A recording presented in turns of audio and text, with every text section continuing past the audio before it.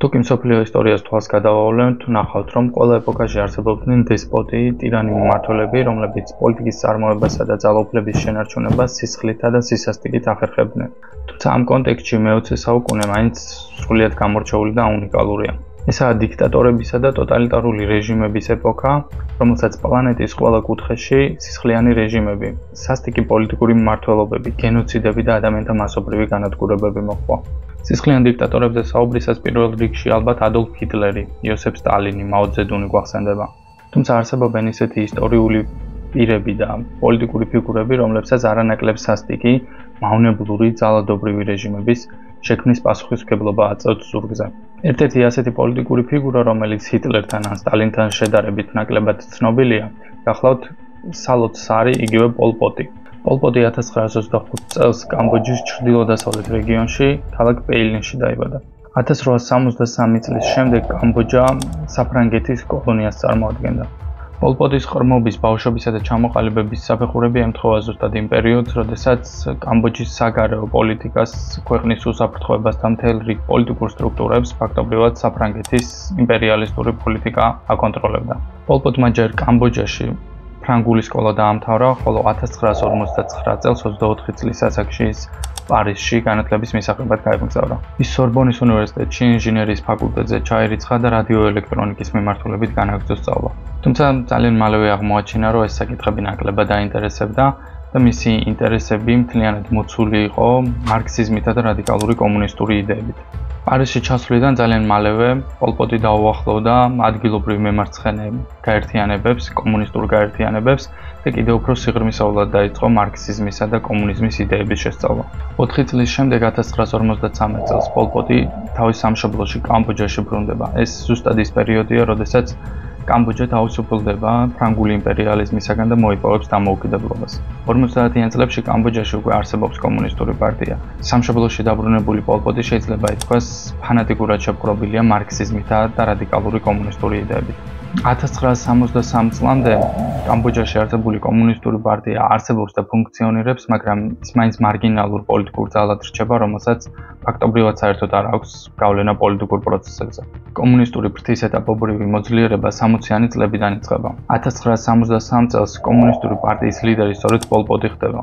მან ასე ვთქვათ, ნიადაგი შეამზადა თავისი პოლიტიკური პოზიციების გამტკიცებისათვის, ეტაპობრივად ჩაუდგა სათავეში კომუნისტურ პარტიას, ძალაუფლება ხელში აიღო და კომპარტიის გენერალური მდივნის პოსტიც დაიკავა. სწორედ 1973 წლიდან მას შემდეგ, რაც კომუნისტური პარტიის სათავეში პოლ პოტი აღმოჩნდება, პარტია და მოძრაობა იწყებს ერთგვარად ნიადაგის შემზადებას იმ რევოლუციისთვის, რომლის საბოლოო შედეგიც ახალი კამბოჯის დაბადება და შექმნა უნდა ყოფილიყო. 4 წლის თავზე უკვე 1967 წელს პოლ პოტმა და მისმა გაერთიანებამ ანტისამთავრობო პარტიზანული ომი და დაპირისპირება წამოიწყო. მანვე დააარსა შეიარაღებული კომუნისტური მოძრაობა სახელად წითელი ქმერები, რომელშიც დაახლოებით 30,000 ადამიანი ირიცხებოდა. ამ მოძრაობის სახელწოდებაში წარმოდგენილი თითოეული სიტყვა სიმბოლური მნიშვნელობის მატარებელია. წითელი აღნიშნავს რევოლუციისა და მუშათა კლასის ფერს, ხოლო ქმერები კამბოჯის მოსახლეობის იმ ნაწილს წარმოადგენდნენ, რომლებიც ახალგაზრდული რევოლუციური სულისკვეთებით იყვნენ აღსავსენი და რომლებიც ქვეყანაში ცვლილებებს, რადიკალურ ცვლილებებს და რევოლუციას მიესალმებოდნენ. 1970 წელს ვიეტნამსა და კამბოჯას შორის დაპირისპირების შედეგი იყო ის, რომ ამერიკის შეერთებული შტატების ჯარებმა კამბოჯის ტერიტორიის ნეიტრალიზება მოახდინეს.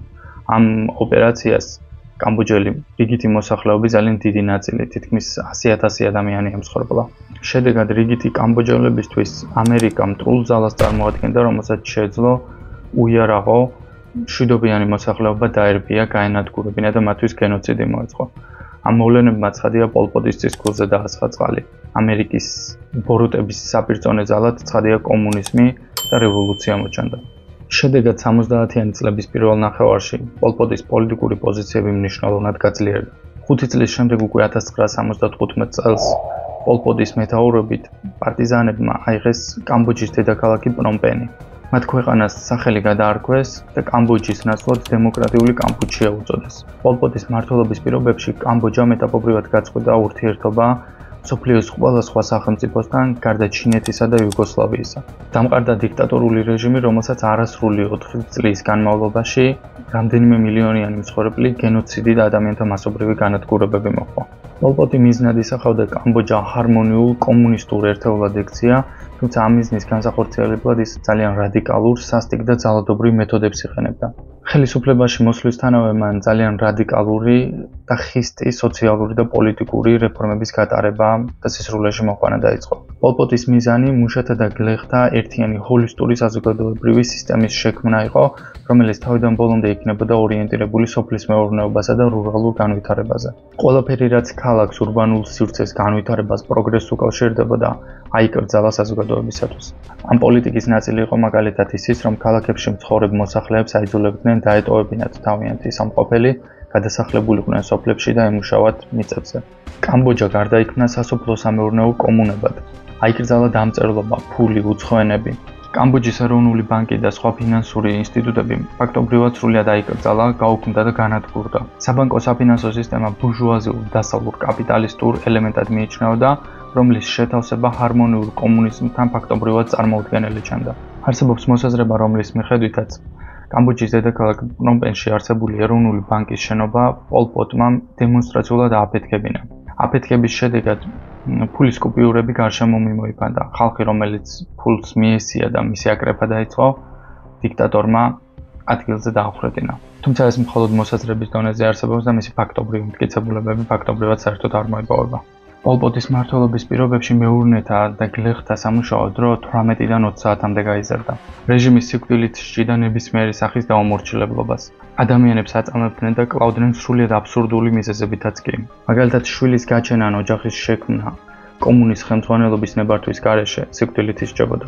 გარდა ამისა, რეჟიმი მტრად და სახიფათოდ აცხადებდა ზოგადად განათლებას. 1975 წლიდან არასრული 4 წლის განმავლობაში მეცნიერებისა და ინტელექტუალების მასობრივი რეპრესიები მიმდინარეობდა.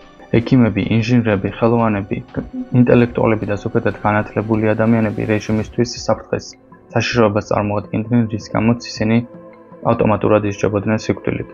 რამდენად აბსურდულადაც არ უნდა ჩანდეს, რეჟიმის პირობებში სიკვდილით სჯიდნენ იმ ადამიანებსაც კი, ვინც უბრალოდ სათვალეს ატარებდა. მიიჩნეოდა, რომ სათვალის ტარება მათ ინტელექტს, განათლებას უსვამდა ხაზს. განათლება კი, როგორც გვაღვნიშნეთ, საფრთხეს და საშიშროებას წარმოადგენდა თავად სისტემისთვის.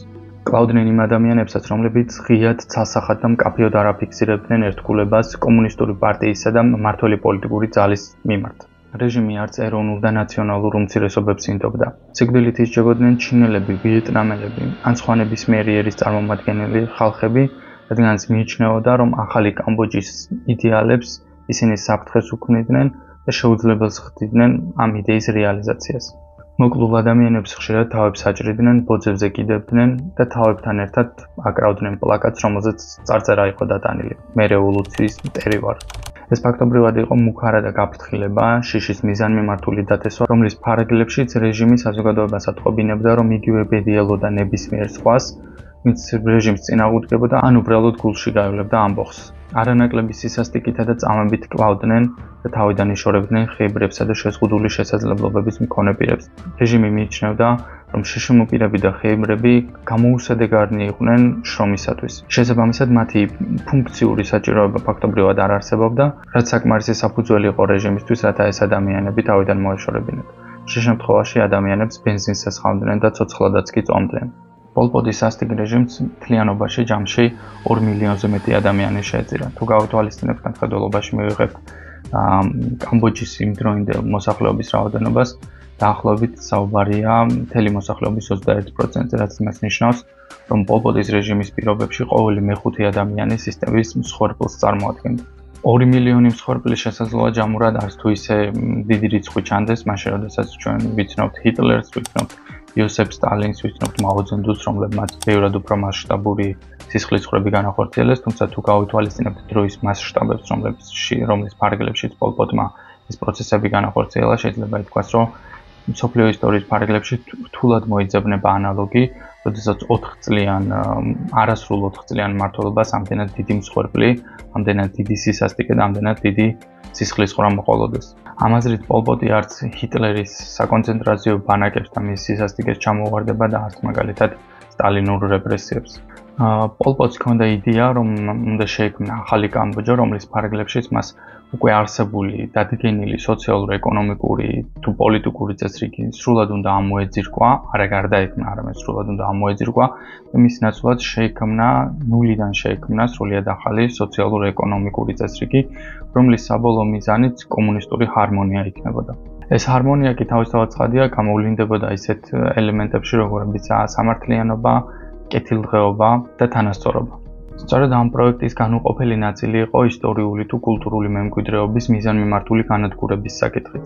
პოლ პოტი მიიჩნეოდა, რომ უკვე არსებული და დადგენილი სოციალურ-ეკონომიკური წესრიგის მოსპობისთვის აუცილებელი იყო მოსპობილი იყო ის ბაზისი, რომელზეც თავისთავად ეს კულტურა იყო დაფუძნებული. ის თვლიდა, რომ ახალი საზოგადოების, ახალი კამბოჯის შენების პროცესში არანაირ ღირებულებას არ ატარებდა კამბოჯელი მოსახლეობის უკვე არსებული კულტურული თუ ისტორიული გამოცდილებები, არტეფაქტები და ძეგლები.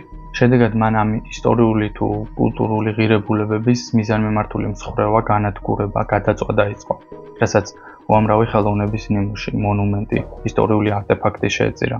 გარდა ამისა, რეჟიმის ფარგლებში დაიწვა და დაინგრა თეატრები, კინოდარბაზები, ბიბლიოთეკები, რელიგიური ტაძრებიც კი ზოგიერთ შემთხვევაში ამ სივრცეებს სამხედრო დანიშნულებითა და ფუნქციით იყენებდნენ. აიკრძალა ცეკვა, სიმღერა, გასართობი ღონისძიებები და ზოგადად დღესასწაულების აღნიშვნა. რამდენად პარადოქსულადაც უნდა ჟღერდეს, თავად პოლ პოტი უაღრესად თავაზიანი, ზრდილობიანი ადამიანი იყო. მისი საუბრის მანერა, ტემბრი, განწყობა, დამოკიდებულება საერთოდ ვერ გვაფიქრებინებს, რომ ის შესაძლოა ტირანი ან სისხლისმცემელი დიქტატორი ყოფილიყო. ერთ-ერთი ინტერვიუში იგი თავადაც ხაზს უსვამს ამ ფაქტს და მეტყვარად რიტორიკული შეკითხვით მიმართავს ჟურნალისტს, როდესაც ეკითხება, გავარ მე ბოროტ ადამიანს. გარკვეული აზრით მართლაც პარადოქსია, როგორ გახდა შესაძლებელი ამდენად თავაზიანი, ზრდილობიანი, დავარცხნილი ადამიანი მსოფლიოს ერთ-ერთი ყველაზე საზარელი დიქტატორი და ტირანი გამხდარიყო. საქმე იმაშია, რომ პოლ პოტს რელიგიურ ხარისხში აყვანილი ძალიან ღრმა, ფაქტობრივად ფანატიკური რწმენა ჰქონდა იმ იდეალებისადმი, რომლის განხორციელებასაც ის პრაქტიკაში ნერგავდა და ახერხებდა. მას წარმოედგინა, რომ პოლიტიკას, რომელსაც ის ატარებდა, მთელი თავისი სისხლით, ძალადობით, სისასტიკით, საბოლოო ჯამში დადებითი პროგრესული შედეგები უნდა მოეტანა კამბოჯისთვის და კამბოჯელი საზოგადოებისათვის. ძალადობა, ადამიანთა დახვრეტა, მოსახლეობის მასობრივი განადგურება, თავად პოლ პოტისა და ზოგადად წითელი ქმერების გადმოსახედიდან, მხოლოდ სარეველას ამოძირკვა იყო, რომლის საბოლოო შედეგი და მიზანიც თანასწორი, თანაბარუფლებიანი და სამართლიანი საზოგადოების ჩამოყალიბება იქნებოდა, რომელიც კომუნისტურ ჰარმონიაში იცხოვრებდა. ზოგადად ტოტალიტარული სისტემებისა და დიქტატორებისთვის ახასიათოა თავიანთი კულტის შექმნა და მისი გაღმერთება, ხო? ამას ისინი პროპაგანდისა და მასების ინდოქტრინაციის გზით ცდილობენ. თუმცა პოლ პოტი ის ადამიანი იყო, რომელიც რადიკალურად ეწინააღმდეგებოდა თავისი კულტის შექმნას და ამ კულტის გაღმერთებას. ამას ადასტურებს მაგალითად ის ფაქტი, რომ პოლ პოტი რადიკალურად ეწინააღმდეგებოდა თავისი სურათების დახატვას, ამ ფოტოსურათების გადაღებას და მათ გავრცელებას. მისი მმართველობის პირობებშიც კი მოსახლეობის ძალიან დიდმა ნაწილმა საერთოდ არ იცოდა, როგორ გამოიყურებოდა ქვეყნის დიქტატორი და ტირანი. პოლ პოტის პოლიტიკური მოღვაწეობის საწყის ეტაპზე მისმა ოჯახმაც კი არ იცოდა ქვეყანაში მიმდინარე სასტიკი და ტირანული მოვლენების მიღმა ვინ იდგა. კომუნისტურ პარტიაში გაწევრიანებისთანავე პოლ პოტმა ანონიმური კონფიდენციალური გზა აირჩია. ზოგადად კომუნისტური პარტიის წევრები თავიანთ თავებს არ ამჟღავნებდნენ, ინახავდნენ ანონიმურობას და იყენებდნენ ერთგვარ ფსევდონიმებს იმისთვის, რომ მათი რეალური ვინაობა არ გამჟღავნებულიყო. სწორედ ამით აიხსნება ის ფაქტი, რომ მაგალითად საკუთარმა ოჯახის წევრებმაც კი არ იცოდეს გარკვეული პერიოდის განმავლობაში ის, რომ ქვეყნის სათავეში მათი ძმა, შვილი თუ ახლო ნათესავი იდგა. პოლ პოტის ფანატიკური რწმენა კომუნისტური იდეალებისადმი მყარდება იმ ფაქტითაც, რომ მას რადიკალურად სძულდა ფუფუნება. იკვებებოდა ისე, როგორც რიგითი ადამიანები იკვებებიან, ძალიან ხშირად დადიოდა საერთო საჯარო სასადილოებში. მთელი ცხოვრების განმავლობაში ერთგული იყო საკუთარი მეუღლის და არასდროს ჰქონია ინტერესი სხვა ქალებთან ურთიერთობის. არასდროს ჰქონია საბანკო ანგარიშები, სადაც ფულის დაგროვებას და შენახვას შეძლებდა და მოახერხებდა. არ გააჩნდა არანაირი ღირებული, მატერიალური თუ ფიზიკური ქონება და ავლადიდება. პირად საკუთრებაში ვინაც კი არ ჰქონდა და გარდაცვალების შემდეგაც ოჯახს რამდენიმე ძალიან უმნიშვნელო მატერიალური ნივთი დაუტოვა. გარდა ამისა, სისტემის რეპრესიულ ხასიათს არა მარტო კამბოჯის რიგითი მოსახლეები, არამედ თავად პოლ პოტის ახლო მეგობრები, ნათესავები, მასთან დაახლოებული პირები ეწირებოდნენ.